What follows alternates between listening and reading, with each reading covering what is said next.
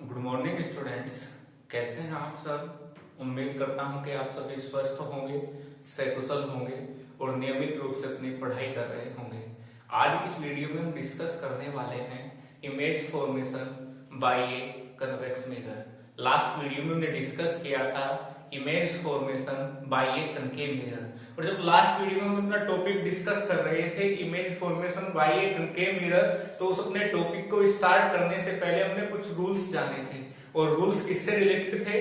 Path of light rays से, मतलब light rays कैसे इंसिडेंट होगी तो आफ्टर रिफ्लेक्शन कैसे पास होगी। और वहां पर हमने 3 रूल्स याद रखे थे। पहला रूल्स ये था कि यदि कोई लाइट रे प्रिंसिपल एक्सिस के पैरेलल इंसिडेंट हुई तो रिफ्लेक्शन के बाद वो फोकस से पास हो जाएगी। दूसरा रूल क्या था कि यदि कोई लाइट रे फोकस से पास हुई तो आफ्टर रिफ्लेक्शन वो पैरेलल हो जाएगी प्रिंसिपल एक्सिस के। और थर्ड रूल था कि यदि कोई लाइट रे सेंटर ऑफ कर्वेचर से इंसिडेंट होती है तो आफ्टर रिफ्लेक्शन वो सेंटर ऑफ कर्वेचर से ही वापस चली जाएगी। अब पहले इस वीडियो में हम वो ही 3 रूल्स डिस्कस करते हैं कन्वेक्स मिरर के लिए, और फिर अपना टॉपिक स्टार्ट करेंगे image formation by a convex mirror. तो सबसे पहले हम फर्स्ट रूल की बात करते हैं कन्वेक्स मिरर के लिए। इसके लिए मैं कन्वेक्स मिरर ड्रॉ कर लेता हूं। ये प्रिंसिपल एक्सिस मान ली, पोल, फोकस और centre of curvature. First rule क्या था कि यदि कोई लाइट रे प्रिंसिपल एक्सिस के पैरेलल आ रही है, पैरेलल इंसिडेंट हो रही है, तो आफ्टर रिफ्लेक्शन वो कहां से पास होगी? फोकस से पास होगी। अब रिफ्लेक्शन यहां पर होगा तो इसीलिए इसी साइड आ जाएगी वापस, उस साइड मिरर के दूसरी साइड नहीं जाएगी। तो हमें एक ऐसा रास्ता खोजना है, इस चीज को सेटिस्फाई करना है कि यहाँ पर लाइट रे इसी मीडियम में आ जाए और वो फोकस वाली कंडीशन भी सेटिस्फाई हो जाए। तो इसके लिए मैं मान लूंगा कि लाइट रे यहाँ पर रिफ्लेक्शन के बाद ऐसे जाएगी जैसे फोकस से आ रही हो। रिफ्लेक्शन के बाद सेम मीडियम में भी लाइट रह गई और वो फोकस वाली बात भी हमारी वेरीफाई हो गई। तो हमें ये याद रखना है कि कन्वेक्स मिरर पर यदि कोई लाइट रे प्रिंसिपल एक्सिस के पैरेलल इंसिडेंट होती है तो आफ्टर रिफ्लेक्शन वो कैसे पास होगी? जैसे वो फोकस से आ रही हो। यहीं पर हम डिस्कस करते हैं सेकंड रूल। सेकंड रूल के लिए भी मैं यहाँ पर एक कन्वेक्स मिरर बना लेता हूं, और कन्वेक्स मिरर बनाने के बाद यहाँ पर ड्रॉ कर लेता हूं प्रिंसिपल एक्सिस पी, एफ और सी। यदि कोई लाइट रे फोकस से आ रही है तो हम यहाँ पर लाइट रे कैसे ड्रॉ करेंगे? जैसे वो फोकस पर जाकर मिल रही हो। यदि कोई लाइट रे फोकस से आ रही है तो वो क्या हो जाएगी? आफ्टर रिफ्लेक्शन पैरेलल हो जाएगी। ये है हमारा सेकंड रूल। सेकंड रूल में हम क्या देखेंगे कि यदि कोई लाइट रे फोकस से आ रही है, मतलब ऐसे आ रही है जैसे वो फोकस पर जाकर मिले, तो रिफ्लेक्शन के बाद क्या हो जाएगी? पैरेलल हो जाएगी। और यहीं पर हम डिस्कस करते हैं थर्ड रूल, और थर्ड रूल के लिए भी मैं बना लेता हूं ये एक कन्वेक्स मिरर, और कन्वेक्स मिरर में ड्रॉ कर लेता हूं प्रिंसिपल एक्सिस। और यहीं पर मैं अपना थर्ड रूल डिस्कस करता हूं कि यदि कोई लाइट रे ऐसे इंसिडेंट हुई कि जैसे वो सेंटर ऑफ कर्वेचर से पास हो तो आफ्टर रिफ्लेक्शन वो वहीं से वापस चली जाएगी।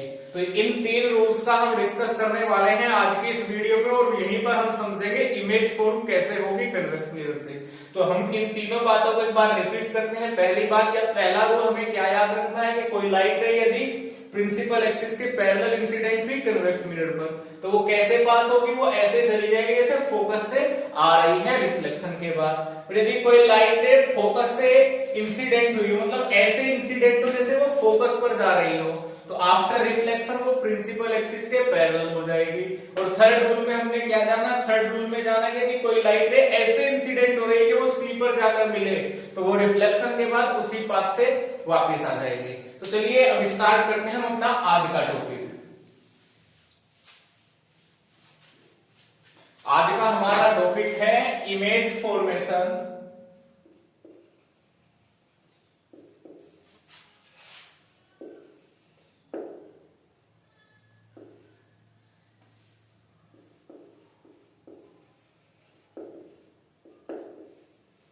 बाय ए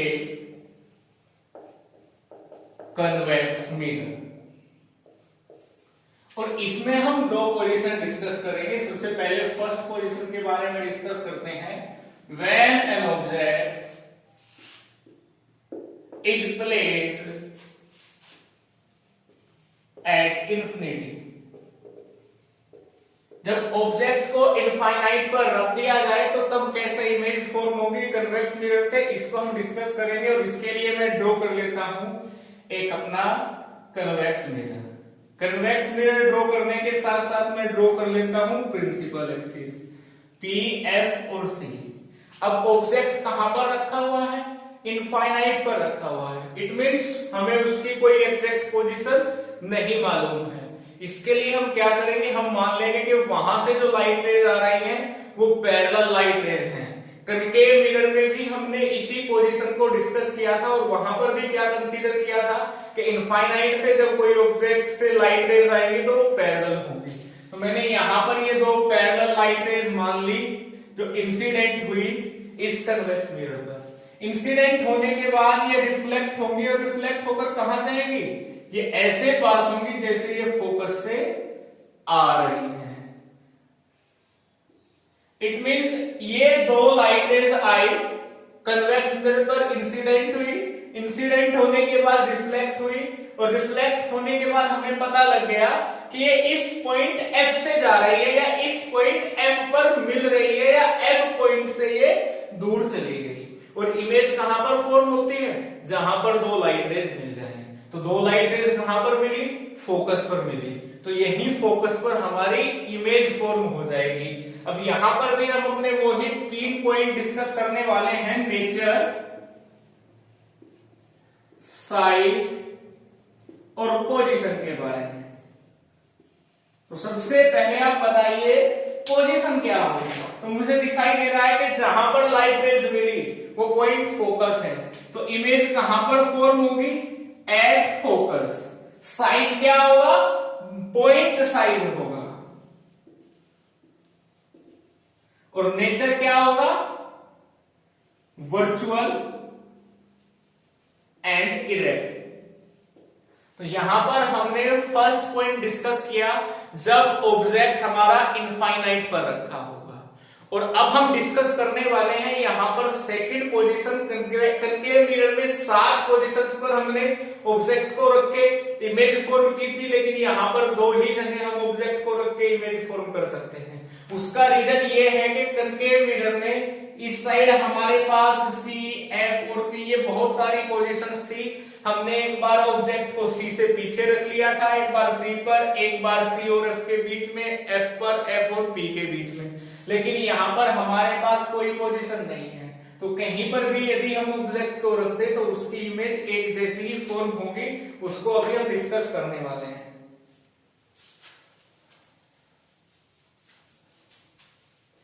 अब अगला जो हम पॉइंट डिस्कस करने वाले हैं उसको मैं डालता हूं कि when an object is placed anywhere between infinite and P. जब हम ऑब्जेक्ट को पोल और इनफाइनाइट के बीच में कहीं पर भी रख दे तब कैसी इमेज फॉर्म होगी, उसके लिए हम एक कन्वेक्स मिरर बना लेते हैं। कन्वेक्स मिरर बनाने के बाद हम ड्रॉ करते हैं प्रिंसिपल एक्सिस। और प्रिंसिपल एक्सिस ड्रॉ करने के बाद मैं मान लेता हूं हमारा ऑब्जेक्ट ए बी रखा हुआ है यहां पर। यहां से एक लाइट रे पैरेलल चली, ये कैसे पास होगी? ये ऐसे पास होगी जैसे फोकस से आ रही हो। और दूसरी लाइट रे हमने मान ली कि वो सी से पास हो रही है। अब यदि वो सी से पास हो रही है तो इसी पाथ से आ जाएगी वापिस और इस पॉइंट पर ये कर देगी एक दूसरी लाइन को, एक दूसरी लाइन रे को कट। और इस कट करने वाले पॉइंट पर ही क्या फॉर्म होगी? हमारी इमेज फॉर्म होगी। इमेज हमने मान ली ए डैश बी डैश है। तो वही हमारे 3 पॉइंट नेचर, साइज और पोजीशन, यदि हम इनके बारे में डिस्कस करें तो डायग्राम से हमें पता लग रहा है इमेज कहां फॉर्म हुई? Between P and F. तो पोजीशन के लिए हम क्या लिखेंगे? पोजीशन क्या होगी इमेज की बिटवीन P एंड F, यानी कि पोल और फोकस के बीच में हमेशा इमेज फॉर्म होगी।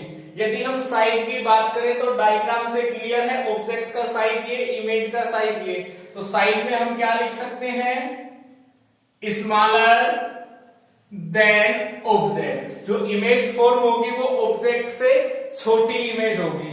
और नेचर में हम क्या लिखेंगे, वर्चुअल एंड इरेक्ट, क्योंकि इमेज सीधी फॉर्म हुई है और इमेज जब फॉर्म हुई है वहां हमको मानना पड़ा कि लाइट रे इस पॉइंट पर कट कर सकती है, और जहां पर हम मानते हैं वहां पर इरेक्ट इमेज फॉर्म होती है, और जहां पर वो रिफ्लेक्शन के बाद सच में मिल जाए वहां रियल इमेज फॉर्म होती है। तो हमने आज इस वीडियो में जाना कि कन्वेक्स मिरर से इमेज कैसे फॉर्म हो सकती है। आज की इस वीडियो में इतना ही। उम्मीद करता हूं कि आप सभी को समझ में आया होगा। Thank you everyone.